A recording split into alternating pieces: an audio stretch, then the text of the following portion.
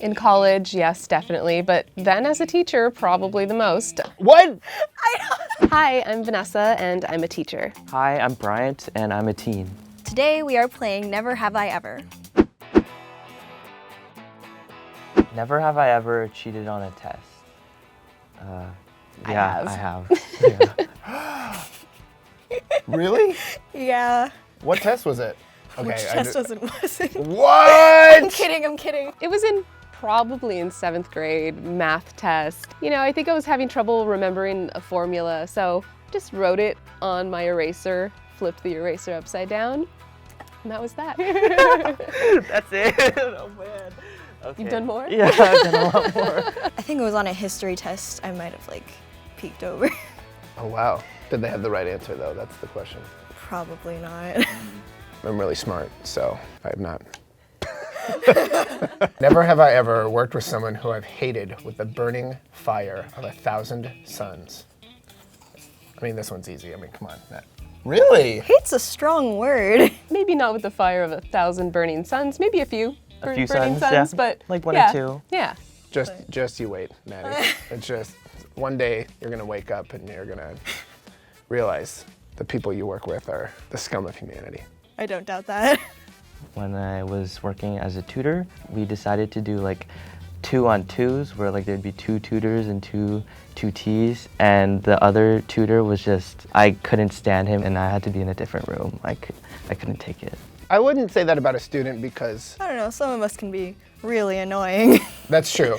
But there's a difference between being annoyed and hatred. And I feel hatred. It's like teacher goes ballistic. Never have I ever lied about a family member being sick to get out of doing something. I think I said, you know, I had to take my mom to the doctor or something like that, or I don't know. I don't think I have. I think I'd probably say I was the sick one Oh, there you rather go. than like a loved one. Yeah. What do you say? I have not. No. no. Maddie, you and I. It's like looking into your future. Never have I ever made up a lesson plan or a class presentation on the spot. I'm putting mine up sideways because I have definitely created a lesson plan last minute, like nail biter situation, like finishing my presentation about 20 minutes before class started once. It went well. That's what I keep telling myself anyway. Pretty much all the time. I'm a preschool teacher, so we just kind of have to bring things out as you need them, you know? We call it our little bag of tricks. I just have a lot of anxiety, so if I'm not prepared, then I'll just have a meltdown. Yeah, that's true. I also have a lot of anxiety. So I was having a meltdown while creating a lesson plan, which was just a great combination. Sounds like fun. It wasn't. Never have I ever gone out on a school night and regretted it the next day. Really? Oh yeah, 100%. Well, as a teacher, we like to party, and I've definitely had those mornings with the crazy preschoolers screaming in my ears with a splitting headache. I just swore it was gonna be the last time. It's probably gonna happen again. Yeah. No. no? Oh. Well, in high school, no, not so much. It was kind of boring. In college, yes, definitely. But then as a teacher, probably the most. Sometimes somebody's getting married and you sort of wake up the next day and you're making a lesson plan 20 minutes before it's due. And anyway, never have I ever gossiped about a teacher I didn't like. Definitely. Yeah, Of course. of course. Okay, maybe not too much, though. I try not to gossip. Try not to get wrapped up in that world. I had a teacher, not who I worked with, this is when I was still a student, whose nickname was AB, I'm not gonna say his last name. The reason he was called that was because you got an A if you showed up and a B if you didn't, like to class.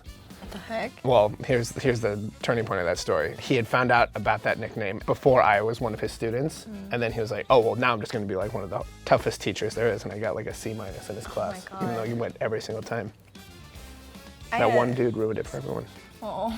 Yeah, I probably have. It's probably like, you know, the school culture of just teens talking to other teens about what they like, what they don't like about teachers, and I'm sure it's come up in situations. I had a teacher who he would take our grades and post them on the door. Really? And so we would all crowd around the door and we would judge each other. It's not the school play. There were probably students who failed that class, right? I think he did put a failure line. Oh my God. That's crazy. That's crazy to me. I would never do that. I stayed in the top 5 though. So. There you go. That's what's important about the story.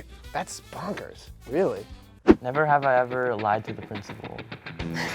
No, not really. I don't think like in high school or anything I was really like called to the principal's office. Okay. Good to know. I think there was one time when I was in like 7th or 8th grade that we knew we shouldn't be in the auditorium, but we snuck in there anyway. Then the principal came in. So I remember just trying to talk my way out of it. Like, oh no, like we were trying to help get something ready, or I don't know what my lie was, but I tried to make it seem like, well, we were trying to be helpful. I wouldn't do anything bad. I respect authority, I guess I should say. And the idea of lying to the principal, AKA my boss, is problematic. I mean, I've definitely not told the whole truth, but is that a lie? Some would say yes. So maybe I should say I have. I don't speak to the principal. I've never spoken to the, I don't think I've ever even wait, I don't even know his name. What? Never have I ever not read the book before a lesson. Yep. Yeah, 100%. Sure. Yeah, you'd probably see me at like 7 a.m. on my phone, looking at Spark Notes, like trying to read the summary like as quick as I can right before class starts, not knowing exactly what was in the reading, but like hopefully pulling it all together. I will say this, in my experience as a student, there were a lot of times when we would get assigned almost 100 pages of reading for like a night or two, and it was like dry academic texts. As a student, I remember my dad bailing me out big time once. I totally dropped the ball, did not read whatever book I was supposed to read. So my amazing dad sat there with me and he like read through it with me quickly. Yeah. I was taking notes as he was reading and he saved my butt. So thanks, Dad. The first time I didn't do the reading was for when we were reading Oliver Twist. So I go in and the first thing someone says is like, did you guys actually do the reading? And then everyone's like, no. That's the best, when nobody's done the reading, and then this poor teacher's just sitting there like, all right, so what did Oliver Twist say to the man with the empty bowl after he ate his porridge? That's from the movie. I haven't read the book either. Never have I ever pretended to be sick so I can miss school. Yeah, I think I've done this more times than I can count. I definitely have, both as a student and a teacher. Every now and then you just need a mental health day. You know, I just take it an emotional day and I'll just call in for that. Yep, that's right. I know what I said before, and guess what? This is where I said I'm sick today, but I've had another engagement.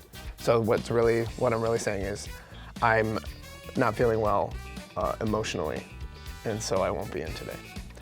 But you have not? I have not, because my mom, I don't think I have to pretend to be sick. If I don't want to go, then she'll say that like I don't have to go. She's great like that. But you don't do that all the time. Oh no, definitely not. I still get like really worried about what I missed. I've definitely been fooled by a student, even though I work with 3s, 4s, and 5s. They're smart. So there's a difference between, I think, being fooled and just going along with the charade. You can't just be like, oh, you're clearly not sick. Sit down, you're gonna stay in that chair, because you run the risk of what if they actually are sick and then they boot it all over their desk. Since they're so young, it's just kind of, I'm impressed by them. You know, I can't really get too upset at it. It's just like, oh, good job, little one. But you can almost tell right out the gate if someone's actually feeling sick or just a really good actor. I mean, if they're not even gonna like commit to it, they're not gonna commit to like the, I'm so sick. It's like, okay, come on, sick people don't act that way. A lot of students nowadays, they try to do like some sort of like trickery with these teachers, and instead they could be studying, you know. Be like him. Just be like him. I don't think I fooled them, but I tried to. I was in a musical. I was talking to someone else while the choreographer was speaking, and then he yelled at me for that, and I cried. Injustice. Oh, I hate that. I'm sorry. Continue. I cried, and then in order to cover that up, I asked my theater teacher, do you have any allergy pills? Because I have allergies. Which probably just embarrassed myself even further, but it was worth a shot. Oh man, that's really good. I should use that next time. I think we've had a lot of we have a lot of similar answers things that going on. have been similar. Yeah. Are you kidding me? I feel like Maddie and I see eye to eye on a lot of things. Yeah, and like we're both people. It's not just like we're solely identified as student and teacher. We both lie. We both we both do stupid things, and like we both need to take rest days. And that's what being human is all about.